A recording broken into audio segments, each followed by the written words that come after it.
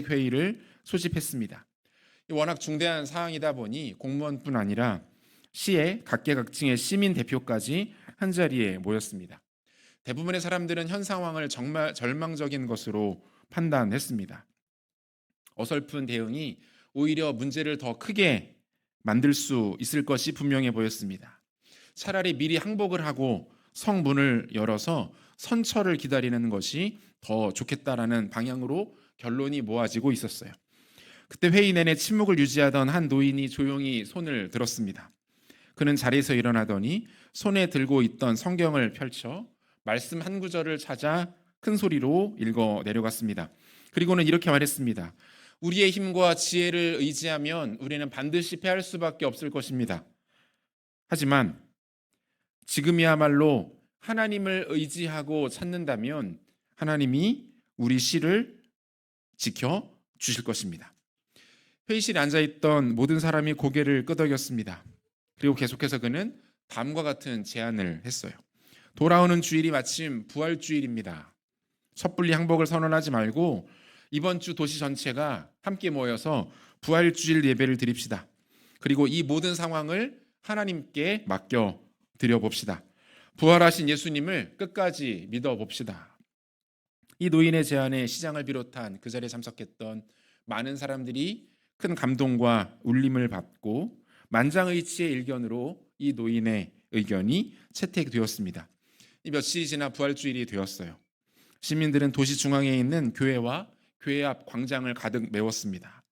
예배가 시작되자 교회 종탑에 종을 울리고 도시의 시민들 전체가 기쁨과 감격의 부활절 찬양을 하나님께 올려드렸습니다. 종소리와 악기소리, 시민들의 기쁨의 환호가 도시를 가득 울렸습니다. 이 소리는 성 주변에 진영을 펼치고 있던 나폴레옹의 부대 주둔지에도 그대로 전해져 들려왔습니다. 프랑스 군대 진영이 갑자기 분주하게 움직이기 시작했습니다. 급하게 텐트를 철거하고 병사들은 군장을 꾸렸어요. 그리고 빠른 속도로 무기와 보급품을 챙겨 군대를 물리기 시작했습니다. 이게 도대체 무슨 일이 벌어졌다는 것일까요? 이 프랑스 군인들의 귀에는 도시에서 울렸던 그 교회의 종소리 그리고 시민들의 찬송가 소리가 오스트리아 정부군의 군악대 소리로 들렸던 겁니다. 그들의 생각보다 훨씬 이른 타이밍에 막강한 지원 병력이 도시에 도착한 것으로 그들은 착각했고 더 이상 내용을 살피기도 전에 급하게 군대를 물려 후퇴했던 것이죠. 기적이 일어난 거예요. 하나님은 위기의 상황에서도 끝까지 부활하신 예수님을 믿고 예배하기를 포기하지 않았던 시민들에게 큰 은혜와 긍휼을 베풀어 주셨던 것입니다. 회의 당시에 그 한 노인이 일어나서 찾아 읽었던 성경 구절은 시편 115편 9절 말씀이었는데요. 우리도 같이 한번 읽어보면 좋겠습니다. 같이 읽겠습니다. 이스라엘아 여호와를 의지하라. 그는 너희의 도움이시오 너희의 방패시로다. 이들은 자신들의 도움과 방패가 다른 곳에 있지 않음을 기억해냈습니다. 위기의 순간에도 하나님만 의지했습니다. 부활하신 주님, 사망의 권세를 깨뜨리고 다시 승리하신 그 주님을 그들은 붙들었고 그 주님께서 어떠한 방식으로든 하나님의 은혜를 사모하며 구하는 당신의 백성들을 지켜주실 것을 그들은 믿고 있었던 것이죠. 사랑하는 성도 여러분, 우리의 믿음에서 가장 중요한 것은 믿음의 방식이나 정도가 아닙니다. 우리 믿음에 있어서 가장 중요한 것은 믿음의 대상과 믿음의 내용입니다. 어떻게 믿는가보다 더 중요한 것은 누구를 그리고 무엇을 믿는가라는 사실이라는 거예요. 믿음의 방식이나 정도를 따지자면 타종교나 무속신앙을 우리가 당해낼 수가 없습니다. 이단들의 신앙의 열심을 당해낼 수가 없어요.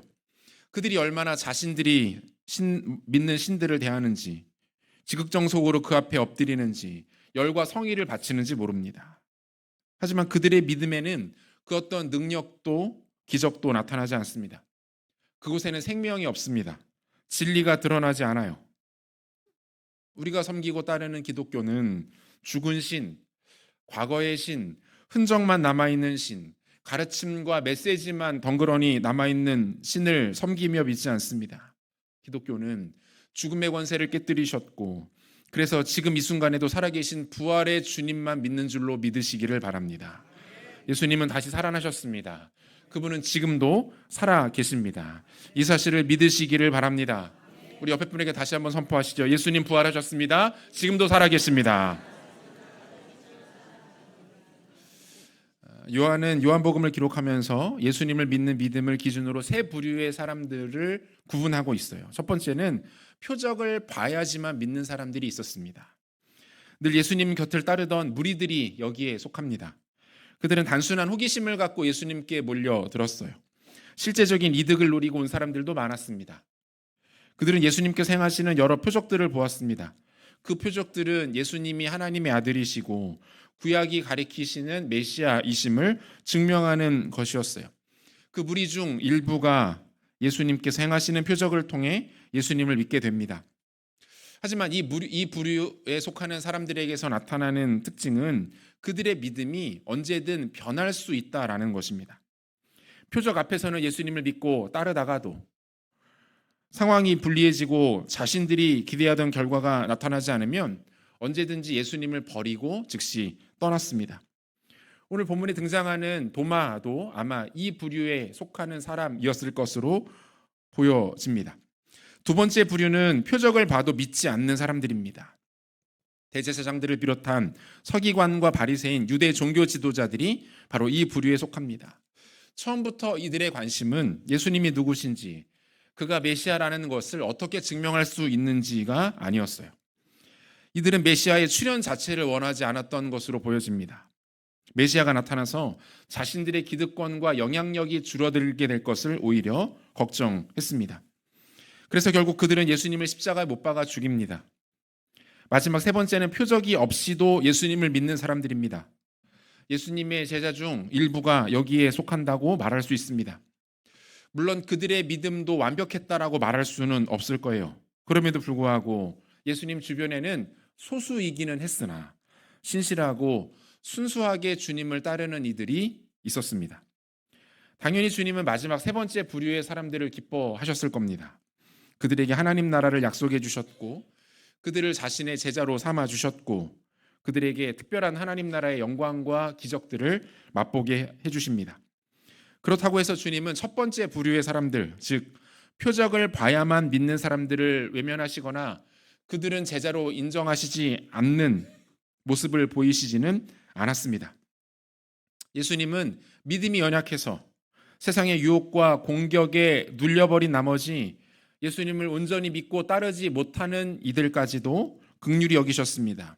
그들을 불쌍히 여겨주셨어요. 그들의 흔들림과 방황에 안타까워하시면서 그 아픔을 공감해 주셨습니다.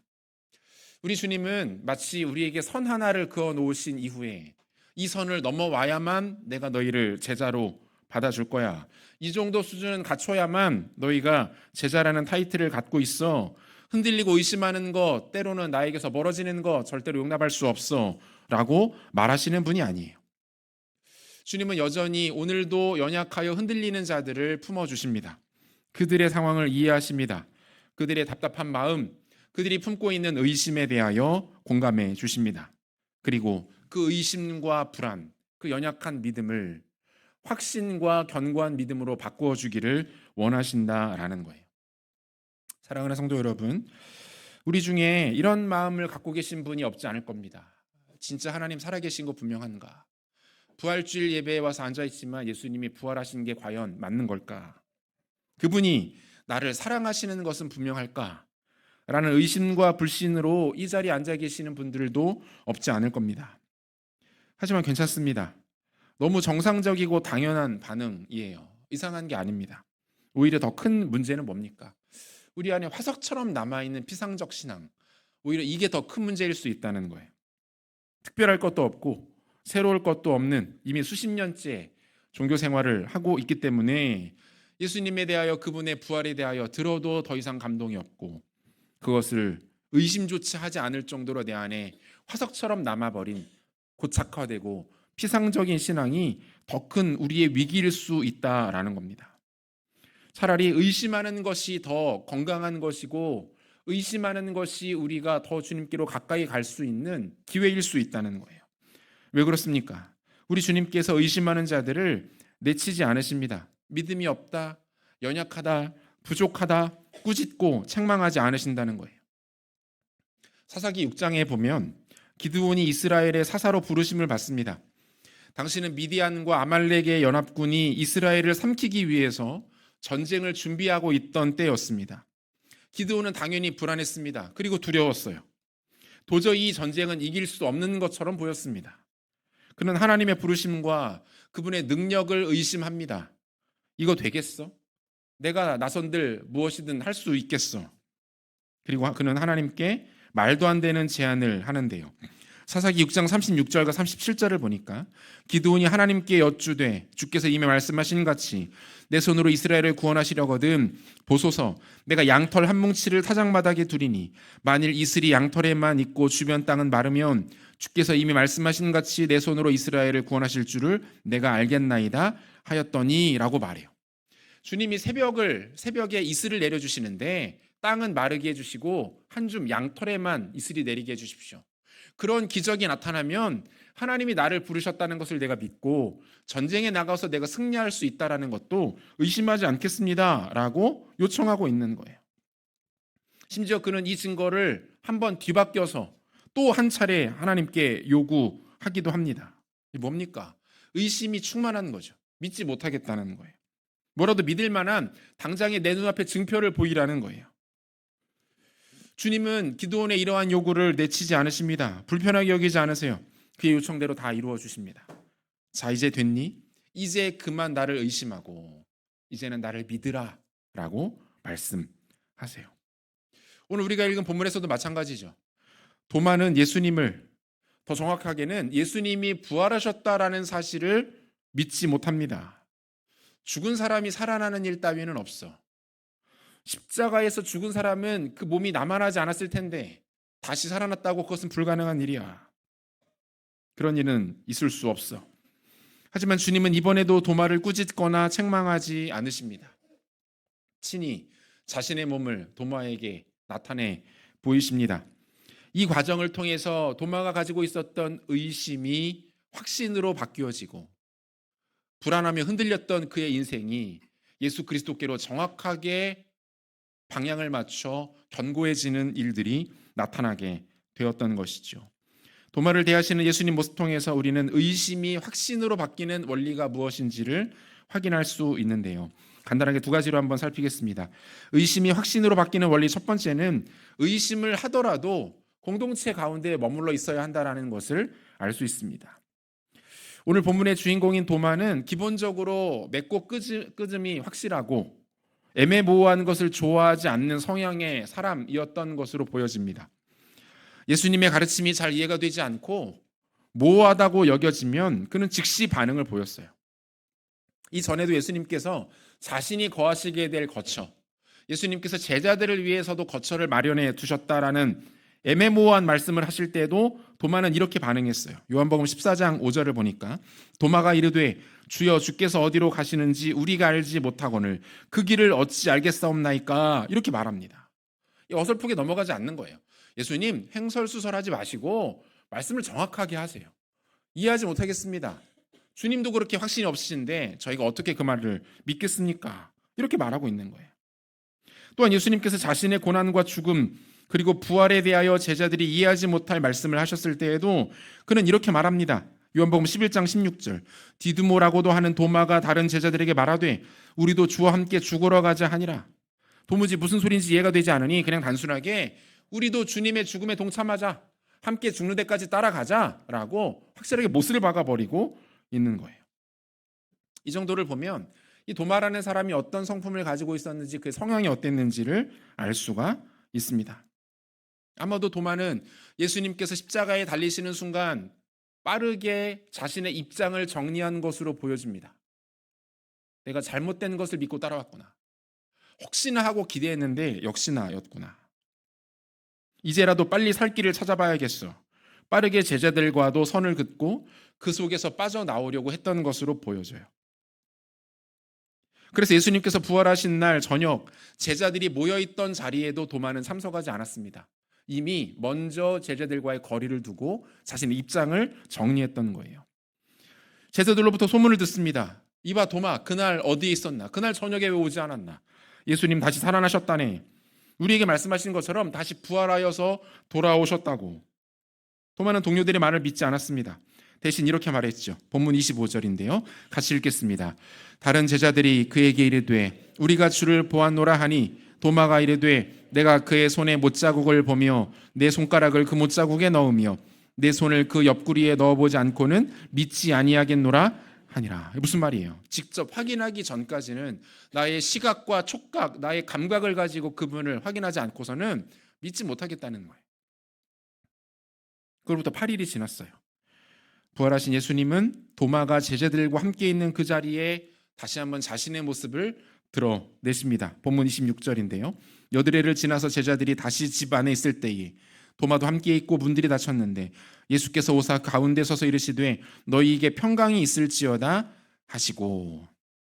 근데 여러분 이 장면은 좀 이상한 장면이에요. 왜 그렇습니까? 예수님께서 이미 부활하신 날 저녁 제자들이 있는 곳에 동일한 방식으로 찾아오셔서 동일한 말씀으로 그들을 위로하시며 축복하셨습니다. 요한복음 20장 19절을 보니까 이날 곧 안식 후 첫날 저녁 때에 제자들이 유대인들을 두려워하여 모이는 곳에 문들을 닫았더니 예수께서 오사 그 가운데 서서 이르시되 너희에게 평강이 있을지어다 라고 되어 있어요. 요한은 8일 전에 있었던 사건과 8일 이후에 있었던 사건에 정확하게 그 상황이 동일했다고 묘사하고 있어요. 문이 닫혀 있었고 예수님께서 문을 통하여 들어오시는 것이 아니라 호련히 제자들 가운데 그 모습을 나타내셨고 그들 가운데 평안을 선포하셨다. 예수님이 동일한 모습으로 드러내시고 동일한 내용의 축복을 그들에게 반복하고 계셨던 거예요. 왜 그러셨을까요? 한 번도 부족했기 때문에 두 번 복 주시기 위함이었을까요? 아닙니다. 예수님이 8일 이후에 동일한 방법으로 제자들을 다시 찾아오신 이유는 단 한 가지, 도마 때문이었어요. 도마를 위해서. 부활하신 당일 저녁과 8일 이후의 상황은 똑같습니다. 차이는 하나예요. 도마가 그 자리에 있었느냐 아니면 없었느냐. 예수님은 의심하고 있는 도마에게 자신을 직접 드러내시기 위해서 일부러 8일 전과 같은 방식으로 동일한 말씀으로 그들에게 찾아오신 거예요. 여러분 이 장면은 매우 중요합니다. 아주 중요한 교훈을 우리에게 주고 있는데요. 예수님께서 도마가 있는 곳이 어느 곳이었든지 예수님이 그곳으로 가지 않으세요. 지난 8일 동안 도마가 얻은 곳에서 어디가에서든지 예수님이 부활하셨다는 사실에 대해서 계속 끊임없이 의심하고 있었을 거예요. 예수님이 그곳으로 가지 않으십니다. 제자 공동체, 제자들이 모여있는 곳, 그곳에 도마가 있는 것을 확인하신 이후에 그 자리 가운데 다시 찾아오셨어요. 무엇을 말합니까? 부활하신 주님, 지금도 살아계신 주님은 자신의 임재와 당신의 영광을 제자 공동체, 즉 교회를 통해서 나타내시고 드러내시기를 기뻐하신다라는 것을 알 수 있는 것이죠. 그러므로 예수님에 대한 의심이 우리 가운데 일어날 수 있습니다. 하나님께 대하여 원망하는 마음, 섭섭한 마음이 얼마든지 생길 수 있습니다. 하나님 진짜 계신가 안 계신가 알다가도 모르겠고 몰랐는데 계속 모르는 상황들이 얼마든지 있을 수 있죠. 그렇다면 더더욱 여러분 예배의 자리로 나오셔야 합니다. 교회를 떠나시면 곤란합니다. 공동체 안에 머무르셔야 돼요. 의심하는 것은 잘못된 것이 아닙니다. 주님이 그 의심을 허락하십니다. 의심하는 자들을 오히려 긍휼히 여기시고 불쌍히 여기신다 말씀하세요. 중요한 건 뭡니까? 주께서 우리에게 자신을 직접 드러내실 수 있는 기회조차 막아서는 안 됩니다. 조금은 답답할 수 있고 짜증날 수 있습니다. 하지만 교회에 나오셔서 예배에 참석하시면서 의심도 하시고 예배를 통해서 하나님 앞에 불편한 마음을 드러내시는 것이 지혜로운 반응이라는 거예요. 왜 그렇습니까? 부활하신 예수님이 우리를 만나주시는 장소, 무너지고 낙심하고 좌절하고 상처받은 우리가 다시 회복되는 장소, 그 자리가 바로 이 예배의 자리이기 때문에 그렇습니다. 힘들어도 나오셔야 됩니다. 마음이 불편해도 이곳에서 나오셔서 승부를 보셔야 됩니다.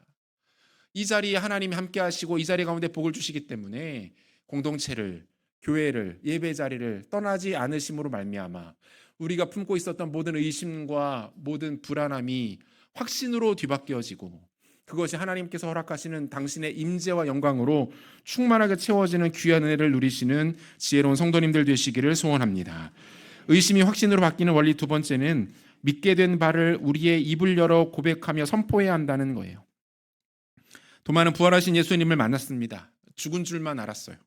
십자가 위에 찢기고 상해서 살이 찬 무덤 바닥에 누워있는 줄로만 알았던 예수님이 지금 그의 눈앞에 서 계십니다.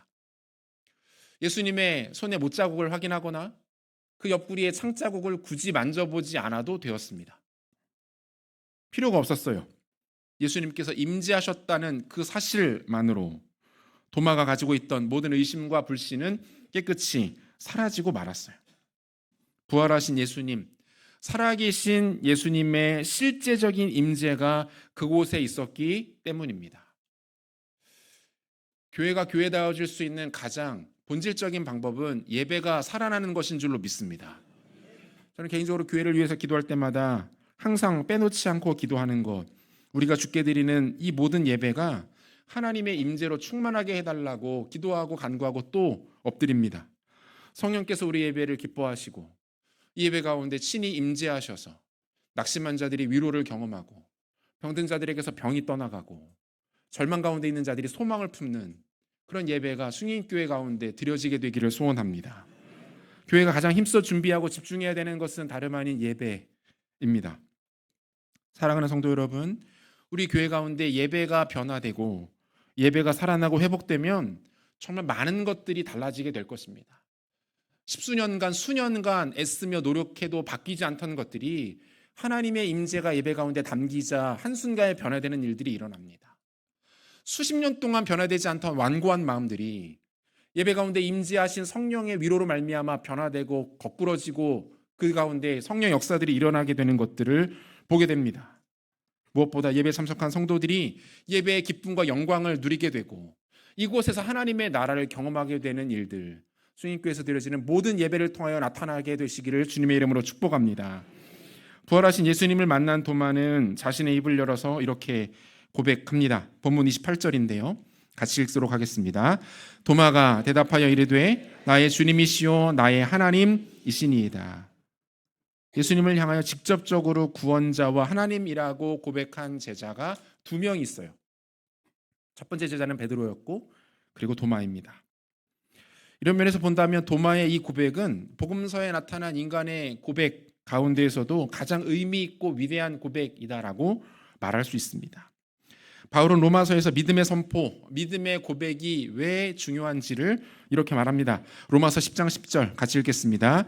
사람이 마음으로 믿어 의에 이르고 입으로 신하여 구원에 이르느니라. 마음으로 믿게 된 그것을 어떻게 해요? 입으로 시인하고 선포하라는 거예요.